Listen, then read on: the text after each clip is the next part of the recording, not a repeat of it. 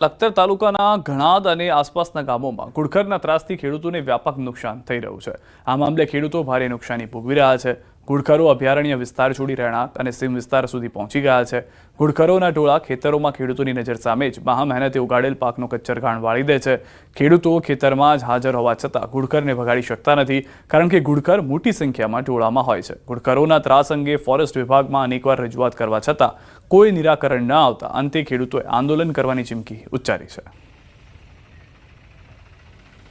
અહીંયાથી 30 થી 35 કિલોમીટર દૂર જે કચ્છનું નાનું રણ આવેલું છે અને જે વિસ્તારને ઘુડખર માટે આરક્ષિત કરવામાં આવ્યું છે અને એનું એક અભયારણ્ય જાહેર કરવામાં આવ્યું છે, પરંતુ એ ઘુડખરો ખૂબ વિશાળ સંખ્યામાં અમારા આજુબાજુના 7 ગામોમાં ઘણા ટાઈમથી વસવાટ કરે છે। ઊભા મોલને ખૂબ મોટું નુકસાન કરે છે। તમે જોવો તો 200-500 ના ટોળામાં જે ઘુડખરો ખેતરોના ઊભા પાકમાં જેમ ફાવે તેમ દોડી રહ્યા છે અને એનું એટલું બધું નુકસાન થાય છે। આવનાર સમયમાં આ પ્રાણીઓ કાયમી અહીંયા વસવાટ કરી લેશે તો અમારી જમીનમાંથી જે અમે ઉત્પાદન લઈ અને અમારો પરિવારના ગુજરાન ચલાવીએ છીએ એના માટે મોટી આફત સર્જાય એવું ખેડૂતોમાં આજે એક ભય ફેલાઈ રહ્યો છે। ઘુડખર પ્રાણીઓને એક દિવસમાં અમારું ખેતર સાફ કરી નાખે છે તો ખેડૂતને મોઢામાં આવેલો કોરિયો છીનવાઈ જાય છે। 7 થી 8 ગામમાં નુકસાની છે અને 5-7 હજાર ખેડૂતોને નુકસાની છે।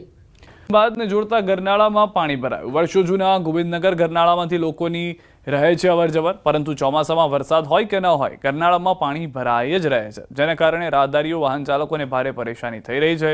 રોડનું અને ખાડીની પાણીની પણ ગરનાળામાં આવતું હોય છે।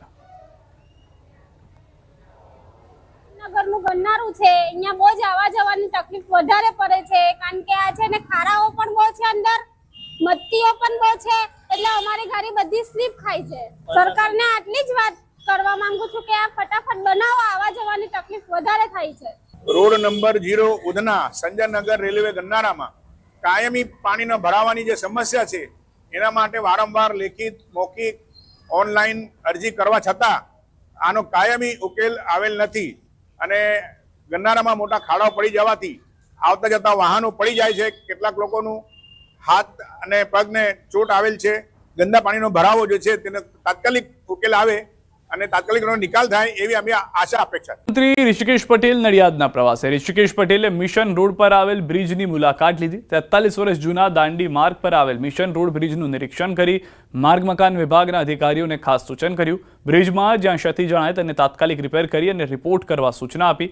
ખેડા જિલ્લાના તમામ જર્જરિત બ્રિજ, હોસ્પિટલ, સરકારી કચેરીઓ, શાળાઓ સહિત તમામ જર્જરિત ઇમારતોનો રિપોર્ટ 5 દિવસમાં તૈયાર કરવા આદેશ આપ્યા છે।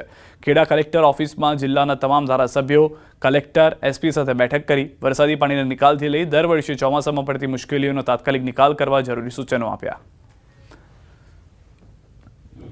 હયાત ચોમાસાના કારણે પડેલી મુશ્કેલીઓ અથવા તો પાણી ભરાવાનો વિષય છે અથવા તો રોડો તૂટવાના ખાડાઓ અથવા તો જે હાલ હયાત ઇન્ફ્રાસ્ટ્રક્ચરમાં ક્યાંક વરસાદના કારણે ક્યાંક મુશ્કેલી લાગતા હોય તો મોટો એનો સર્વેક્ષણ થઈ જાય અને સર્વેક્ષણ તો વિભાગે કરી લીધું છે, પરંતુ એ બાબતની ચર્ચા હતી। સાંસદ મનસુખ વસાવાએ સુરત પોલીસને આડે હાથ લીધી। ફોરેસ્ટ વિભાગને પણ સાંસદે કરી ટકોર। નર્મદા જિલ્લાના નાલખોપી વિસ્તારમાં આવેલ જંગલની જમીન ખેડતા આદિવાસી સમાજના લોકોને ફોરેસ્ટ વિભાગ દ્વારા રોકવામાં આવ્યા હતા। જંગલની જમીન ખેડનાર લોકોને પરેશાન ન કરવા કરી ટકોર। સાગબારાના નાલખોપી ગામ ખાતે મળી હતી ખેડૂતોની બેઠક। ખેડૂતોની બેઠકમાં સાંસદ મનસુખ વસાવાનું નિવેદન, કહ્યું 25 વર્ષથી જે લોકો જંગલની જમીન ખેડી રહ્યા છે તેમને ફોરેસ્ટ વિભાગ રોકે નહીં। સાંસદે કહ્યું આદિવાસીને ધમકાવવામાં આવી રહ્યા છે, આ બાબતે હું સરકારમાં રજૂઆત કરીશ।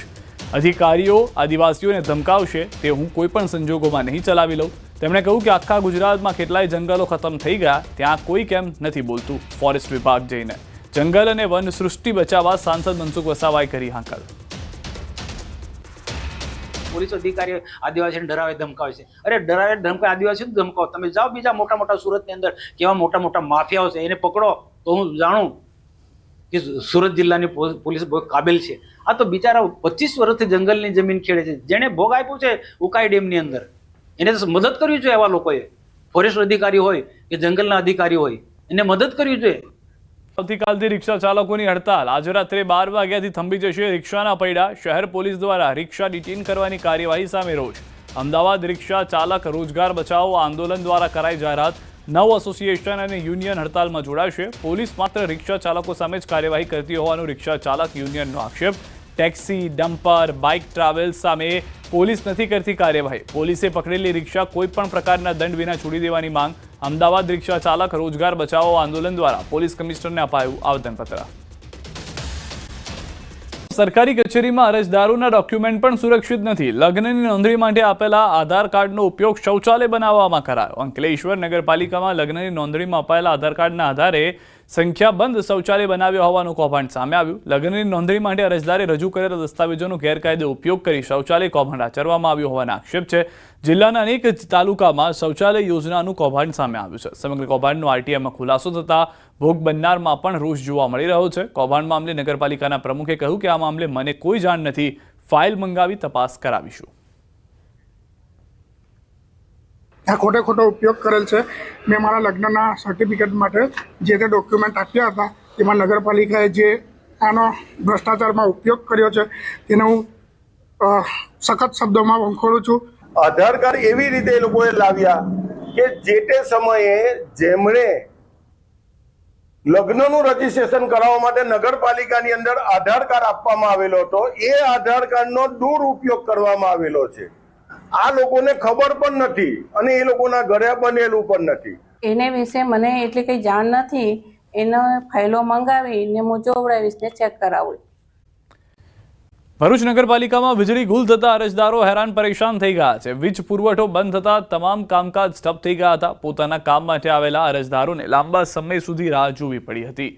નગરપાલિકામાં ઓમકારનાથ હોલનું નવીનીકરણ ચાલી રહ્યું છે. અહીં 8 મહિના અગાઉ જનરેટર મૂકવામાં આવ્યું હતું, પરંતુ હજુ સુધી તેના ઇન્સ્ટોલેશન માટે વહીવટીતંત્રની મંજૂરી ન મળતા તે માત્ર શોભાના ગાંઠિયા સમાન બન્યું છે. વિપક્ષ નેતાએ પાલિકા પર બેદરકારીનો આક્ષેપ કર્યો હતો. ગયા વર્ષે ડિસેમ્બર મહિનાનું જનરેટર લાવવા છતાં પણ કેમ એનું વીજ જોડાણ કરવામાં નથી આવ્યું નગરપાલિકા સાથે. ચોથા મહિનાની ફાઇલ છેલ્લા 5 મહિનાથી ટેન્ડર પ્રોસેસ નથી કરી આ નગરપાલિકાના લાઇટ ડિપાર્ટમેન્ટે. આ જનરેટર માટે એના ઇન્સ્ટોલેશન માટે એનું કેબલિંગ વગેરે કામગીરી કરવાની થાય છે. તેના માટે સામાન્ય સભામાં ખર્ચ પણ મંજૂર કરવામાં આવેલ છે અને એની ટેન્ડરિંગ અને એ કાર્યવાહી હાલમાં વહીવટી પ્રક્રિયા હેઠળ છે. ઝડપથી આ કામગીરી પૂર્ણ કરી અને જનરેટર ઇન્સ્ટોલ કરી અને કામગીરી ચાલુ કરી. સરકારથી સમાચાર 47માંથી 41 લોકોના જામીન મંજૂર. દૂધના ભાવફેર મુદ્દે વિરોધ દરમિયાન પોલીસ અને પશુપાલકો વચ્ચે થયું હતું ઘર્ષણ બાદ 47 લોકોની ધરપકડ કરાઈ હતી, જે પૈકીના 41 વ્યક્તિઓની આજે ડિસ્ટ્રિક્ટ કોર્ટે જામીન મંજૂર કર્યા. અન્ય 6 વ્યક્તિઓના રેગ્યુલર જામીન અરજી દાખલ કરવામાં આવી છે. તેમની આવતીકાલે સુનાવણી હાથ ધરાશે. અરજદાર જે આરોપીઓ હતા ખેડૂતો, એ પોતે દૂધ ભરાવનાર, ખેતી સાથે સંકળાયેલા, તેમનો કોઈ ભૂતકાળ પણ કોઈ ખરાબ કૃત્યનો હતો નહીં અને ખેડૂતો કોઈ પાસે કોઈ હથિયાર કે કોઈ મારક કોઈ હથિયાર ધારણ કરેલ હોય, કોઈ એક્ટિવ રોલ ભજવ્યો હોય એવો કોઈ રોલ દેખાતો ન હતો. જેથી પાક વીમાની રકમ ન મળતા ખેડૂતો આકરા પાણીએ છે. ખેડૂતોએ બેંક ઓફ બરોડાની કરી છે તાળાબંધી. વર્ષ 2019-20ના પાક વીમાની રકમ સરકારે ચૂકવી હતી, પરંતુ બેંકે રિબેટની રકમ ન ચૂકવતા ખેડૂતોમાં રોષ છે. ખેડૂત અગ્રણી પરેશ ગોસ્વામી, આપ નેતા રાજુ બોરખતરિયા અને 100થી વધુ ખેડૂતોએ વિરોધમાં જોડાયા. તાત્કાલિક ખેડૂતોને રકમ ચૂકવવા બેંક પાસે કરી માંગણી.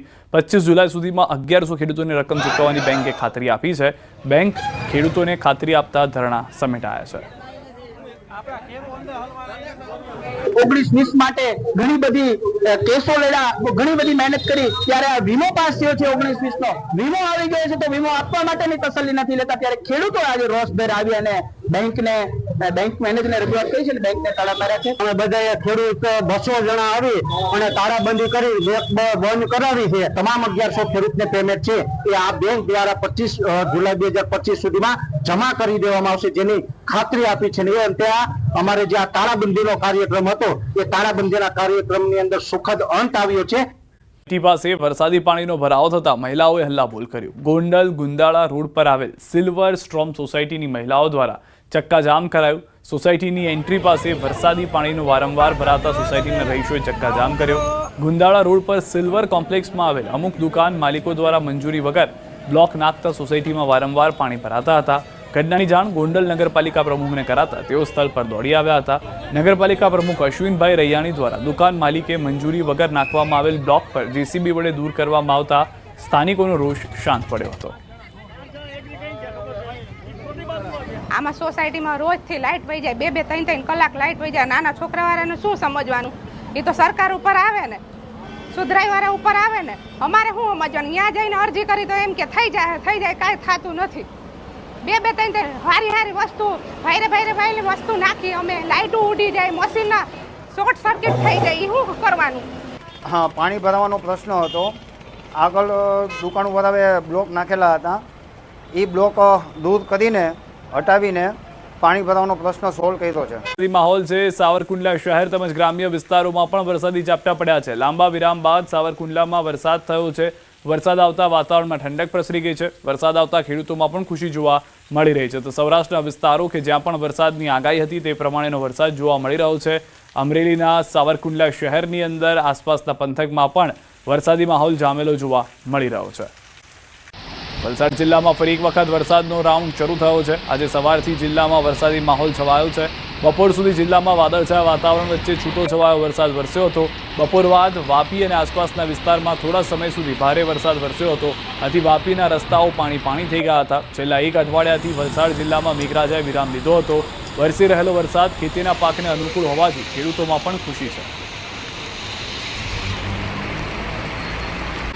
જામ્યો છે વરસાદી માહોલ. પ્રાંતિજ સહિતના ગ્રામ્ય વિસ્તારમાં ધોધમાર વરસાદ. પ્રાંતિજ, બાકલપુર, વદરાદ, પોગલું, સોનાસણ સહિતના ગ્રામ્ય પંથકમાં વરસાદ છે. વરસાદી માહોલને લઈ નીચાણવાળા વિસ્તારમાં વરસાદી પાણી ભરાઈ ગયા છે. વાહન ચાલકો પણ પરેશાન બનતા જોવા મળ્યા છે. તો ઉત્તર ગુજરાતના મોટાભાગના વિસ્તારો એવા છે કે જ્યાં આગળ ધોધમાર વરસાદ જે છે તે જોવા મળી રહ્યો છે. અનેક વિસ્તારની અંદર વાતાવરણમાં પલટો આવ્યો છે. કેટલાક વિસ્તારોની અંદર જે વરસાદ થઈ રહ્યો છે તે ખેડૂતો માટે અમૃત સમાન હોય તેવું લાગી રહ્યું છે.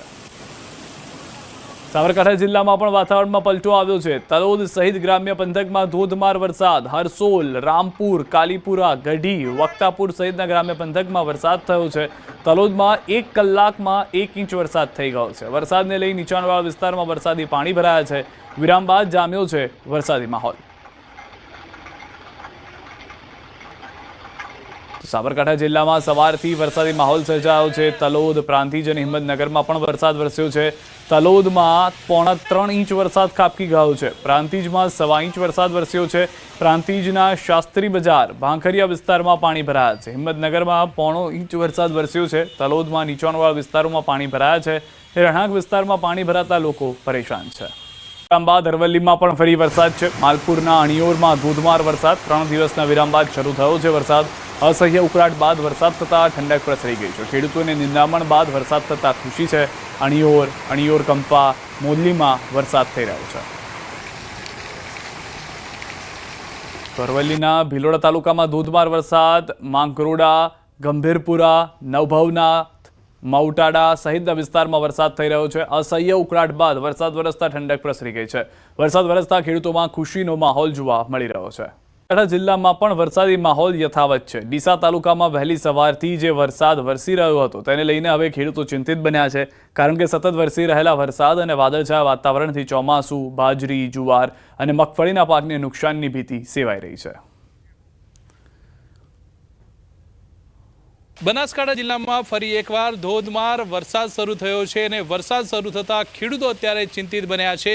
આપણે દ્રશ્યો બતાવીશ કે અત્યારે અમે ડીસા તાલુકાના એક ગામમાં છીએ અને આ ગામમાં અત્યારે ધોધમાર વરસાદ શરૂ થયો છે. ખાસ કરીને વરસાદી વાતાવરણ હોવાથી ખેડૂતો પણ હવે ચિંતિત બન્યા છે અને બનાસકાંઠા જિલ્લામાં જે વરસાદ પડી રહ્યો છે તેને લઈને ક્યાંક ને ક્યાંક ખેતીના પાકને પણ નુકસાન થઈ રહ્યું છે. તો બીજી તરફ વરસાદ પડતાની સાથે ભારે બફારા અને ગરમીથી લોકોને રાહત તો મળી છે, પરંતુ આ વરસાદના લીધે ક્યાંક ને ક્યાંક ખેડૂતો ચિંતિત જોવા મળી રહ્યા છે અને ખેડૂતોના જે ચોમાસું પાક છે તેને નુકસાન થઈ રહ્યું છે. કિશોર તુવર, ન્યૂઝ 18 ગુજરાતી, બનાસકાંઠા. કપડવંજ શહેરમાં વિરામ બાદ વરસાદી માહોલ છવાયો છે. 2 કલાકમાં 4 ઇંચ વરસાદ વરસી ગયો છે. 2 કલાક ધોધમાર વરસાદ વરસ્યો હતો. વરસાદ થતાં ખેડૂતોમાં પણ ખુશીની લહેર જોવા મળી છે. વરસાદને કારણે વાતાવરણમાં ઠંડક પ્રસરી ગઈ છે. વાતાવરણમાં ઠંડક ફેલાતા ગરમી અને બફારાને કારણે ત્રસ્ત લોકોને રાહત મળી છે. આ તરફ બોટાદના બરવાળામાં વરસાદી માહોલ છે. બરવાળાના ગ્રામ્ય વિસ્તારોમાં વરસાદ છે. બરવાળા પંથકમાં વરસાદથી શહેરના મેઇન બજારના મુખ્ય માર્ગો પર પાણી વહેતા થયા છે. બરવાળા શહેરના ખારા વિસ્તાર, ધોલેરિયાપરા, કેશવનગર, કુંડળ દરવાજા, ખોડિયારનગર સહિતના વિસ્તારોમાં ધોધમાર વરસાદ છે. બરવાળા તાલુકાના રોજીદ, વહિયા, કુંડળ, કાપડિયાળી, ખમીદાણા, રામપરા સહિતના ગામોમાં વરસાદ વરસી રહ્યો છે. તો મોટાભાગના વિસ્તારો એવા છે કે જ્યાં આગળ વરસાદ જે છે તે જોવા મળ્યો છે. લાંબા વિરામ બાદ વરસાદની એન્ટ્રી ગુજરાતના ઘણા વિસ્તારોમાં થઈ છે. મધ્ય ગુજરાત, સૌરાષ્ટ્ર તમામ જગ્યાએથી વરસાદને લઈને સમાચાર મળી રહ્યા છે. સુધી રાજ્યભરમાં વરસાદની આગાહી છે. અમદાવાદ સહિત 19 જિલ્લામાં ઓરેન્જ એલર્ટ અપાયું છે. કચ્છ, પાટણ, મહેસાણામાં ઓરેન્જ એલર્ટ આપવામાં આવ્યું છે. સાબરકાંઠા, અરવલ્લી, ગાંધીનગરમાં ઓરેન્જ એલર્ટ છે. સુરેન્દ્રનગર, બોટાદ, ભાવનગરમાં ઓરેન્જ એલર્ટ આપવામાં આવ્યું છે. તો મહીસાગર, ભરૂચ, નર્મદામાં પણ ઓરેન્જ એલર્ટ છે. 14 જિલ્લામાં વરસાદનું યલો એલર્ટ પણ આપી દેવામાં આવ્યું છે.